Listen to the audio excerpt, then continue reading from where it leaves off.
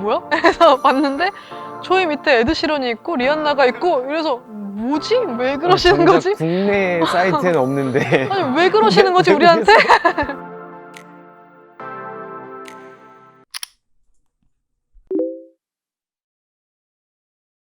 옛날부터 저희 대표님이 혼성그룹을 하시고 싶은 마음이 항상 있었던 것 같아요. 연습생이었을 때도 저랑 제이셉 같은 경우는 항상 이렇게 둘이 묶여 있었고 다른 조합들도 해본 기억이 있더라고요. 다른 이제 여자 연습생 친구들이랑 동생들이랑. 그래서 항상 마음은 있었는데 왔다 갔다 하다가 딱 2016년 10월 때 해야 되겠다. 딱 마음을 이제 확실하게 잡으셨던 것 같아요. 저는 남자 연습생들이랑 뭘 해본 적이 없거든요. 이제 대표님께서는 연습생 때부터 좀 같이 연습을 시키고 뭔가 그런 게 있었던 것 같아요. 원래 같으면은 남자 연습생, 여자 연습생 절대 인사도 못하게 하고 거의 그렇거든요. 절대 못 마주치게 하고. 지금 DSP 대표님께서는 처음부터 계속 같이 연습을 하게 했던 걸로 들었어요, 저는. 너무 당황스러웠죠. 일단은 여기 동생은 중학교 3학년 때부터 봤었어요. 근데 뭐 안무 레슨 받을 때는 같이 이제 받고 그러지만 남자애들끼리는 남자애들 보이 그룹이고 걸 그룹 이렇게 나눠져서 수업을 받고 항상 제가 소민이를 봤을 때도 그냥 회사 동생이다라고까지 이제 생각하고 봐왔는데 이제는 팀 그룹 같은 그룹으로서 이제 봐야 된다고 생각하니까 되게 당황스럽더라고요. 아니 어떻게 팀?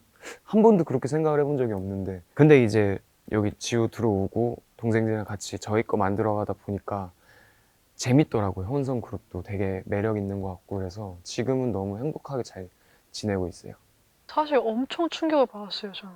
근데 저는 회사 들어오자마자 이제 계약 미팅을 하는데 혹시 member들은 어때요? 어떤 친구들이에요? 그러니까 아무렇지 않게 남자들 여자들 해서 예? 이렇게 된 거예요. 그래서 혼성이에요? 근데 그럼 잠깐 생각 좀 해보고 계약하겠다고. 근데 사실은 그때 당시에 제가 21살이었었는데 그때 회사를 새로 들어가기에는 사실 그렇게 어린 나이가 아니라 좀 힘든 상태여서 이대로 음악을 못하는 것보다는 그래도 지금 나를 필요로 하고 저를 불러주시는 분들이 계신데 하는 게 좋지 않겠냐는 아빠의 말씀에 그럼 하겠다. 근데 약간 솔직히 처음에는 약간 끌려가는 듯한 없었으니까 전례가 없었으니까 그리고 처음에 노래 들었을 때 곡이 너무 좋아서 이 노래는 꼭 하고 싶다. 뭐 혼성이든 뭐든 필요 없이 이 곡을 너무 하고 싶다라는 마음이 커서 하게 됐죠. 이제 처음에는 이제 두려웠던 게 사실 조금 혼성 그룹에 대한 지금 이제 편견도 있을 거였고 그 틀을 이제 깨야 된다는 그 부담감이 그게 왜 하필 나일까라는 생각도 조금은 하고 내가 굳이 틀 안 깨도 되는데 그래서 조금 두렵기도 하고 했었는데 그거 역시 나중에는 이제 그 떨림이 설렘으로 바뀌더라고요. 재밌게 저희 거 하다 보니까. 원래 처음 딱 들으면 한 노래 안에 남자 목소리, 여자 목소리가 들어가 있는 게 뭐 콜라보나 듀엣이 아니면은 못 들어봤는데 되게 생소하다고 좀 이상한 것 같아라고 생각이 들 수도 있을 법한데 전혀 그 생각을 못 했어요. 곡 자체가 일단 퀄리티가 이미 완성이 많이 되어 있는 상태였고 그 밸런스를 굉장히 조율을 잘 해주셔서 그냥 성별만 다른 것 같아요. 지내다 보고 음악 작업을 하고 뭐 분명 그 전보다 이제 뭐 남자 그룹, 여자 그룹보다는 약간의 힘든 점은 있겠죠? 그렇지만은 똑같은 것 같아요. 그분들도 힘든 점이 있으실 거고 그냥 성별만 다를 뿐이지 같은 그룹이라고 느끼고 있고 다를 게 없어요, 사실. 정식 데뷔하기 전에 저희가 2016년 10월에 프리데뷔 곡을 냈는데 프로젝트 느낌이었어요. 프로젝트 그룹. 그래서 하나 내고 생각보다 반응이 되게 좋아가지고 바로 그 다음 프리데뷔 곡을 또 준비해서 그러니까 세 가지의 프로젝트 곡을 발매를 했거든요. 네, 정식 데뷔하기 전에 그렇게 세 곡을 냈고 반응 좋고 정식 데뷔도 전에도 해외 투어도 불러주시기도 하고 하니까 오피셜한 데뷔는 아닌데 이런 그룹, 이런 프로젝트가 있다. 네, 정확한 딱 이 그룹이다 이게 막 완전 선명하지는 않았던 것 같아요. 혼성 그룹이 저희도 낯설고 이제 대중분들도 낯서니까 한번 곡을 한번 먼저 들려드리는 건 어떨까라는 의미로 처음에 시작을 했고요. 너무 좋게 지금 저희가 반응이 좋게 와가지고 저희가 정식 데뷔를 할 수 있었던 결과물들이었죠. 아무래도 그때 반응이 조금 오지 않았었더라면 저희에겐 정식 데뷔란 없었을 없었을 수도, 수도 모르는 그죠. 예, 거의 그렇게 저는 이제 듣고 알고 있어서 후에 들었던 예, 이야기지만 나중 가서 들었던 팬분들이 살려주셨어요. 예, 관문을 통과를 해서 일단은 프로젝트 세 곡은 낸다라고는 듣고는 있었어요. 프리 데뷔 때는 히든이라는 게 존재를 했었어요. 프리 데뷔 때는 히든 첫 번째 오나 때는 영지 언니, 허영지 선배님이 히든이었고, 두 번째는 그 히든 트랙이라 그래서 곡, 세 번째는 저희 안무가님이랑 같이 콜라보를 한다는 형식으로 히든이었고요. 정식 데뷔 후에는 히든이 저희 히든카드 팬분들로 이제 팬덤명으로. 정확히 명칭이 딱 돼가지고. 그리고 저희 그룹이 결성이 되면서부터 바로 개인 SNS를 시작을 했어서 그걸로 맞아요. 소통을 많이 했었어요. 원래는 아직까지도 개인 SNS를 개설을 안 하시는 분들이 많잖아요. 아이돌 분들 중에서는.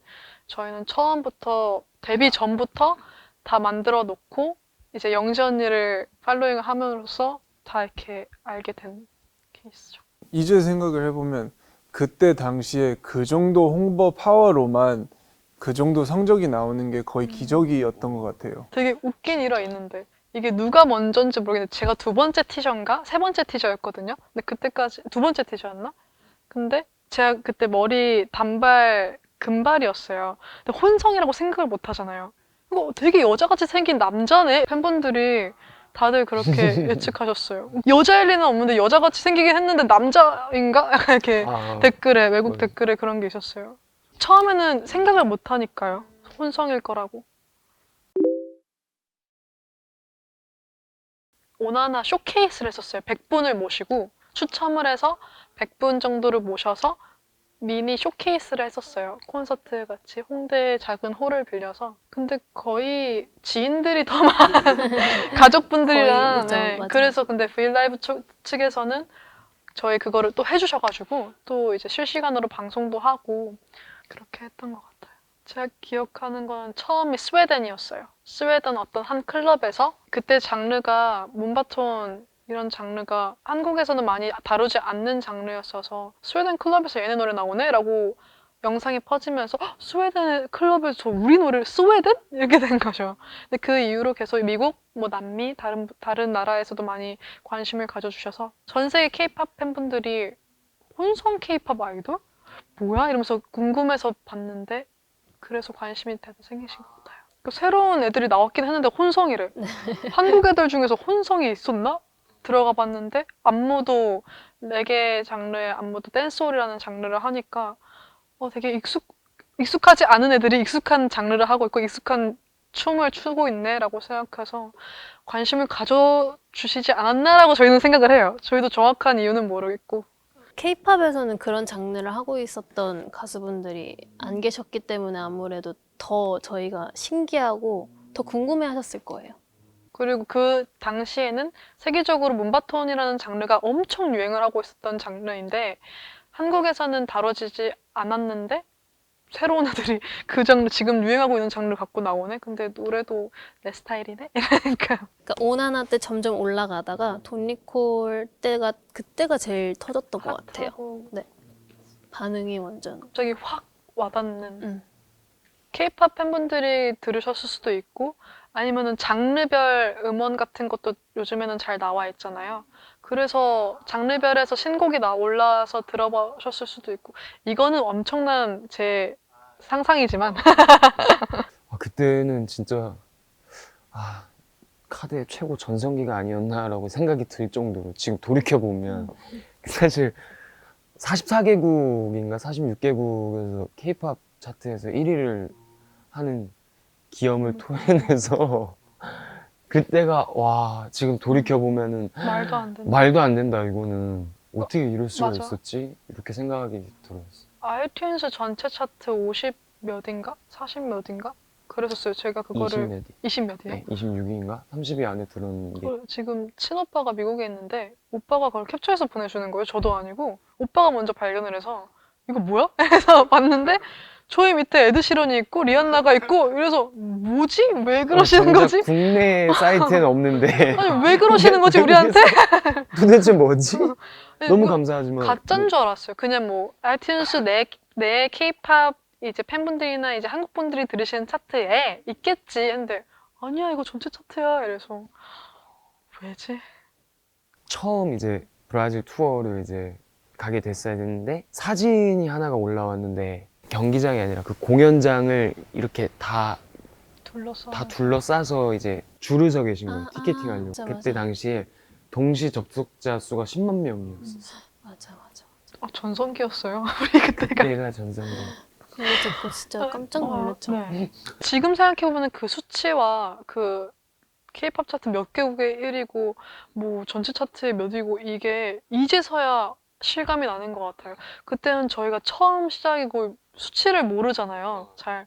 아, 다들 이러시는 건가? 왜 우리한테 이런 관심이 생기지라고만 생각했지. 지금 생각해보면 아, 대박이었네. 와, 뭐지? 약간 정확한 수치를 아니까 그게 얼마나 힘든 거고 팬분들이 얼마나 큰 관심을 주셨던 건지 이제야 알 것 같아요.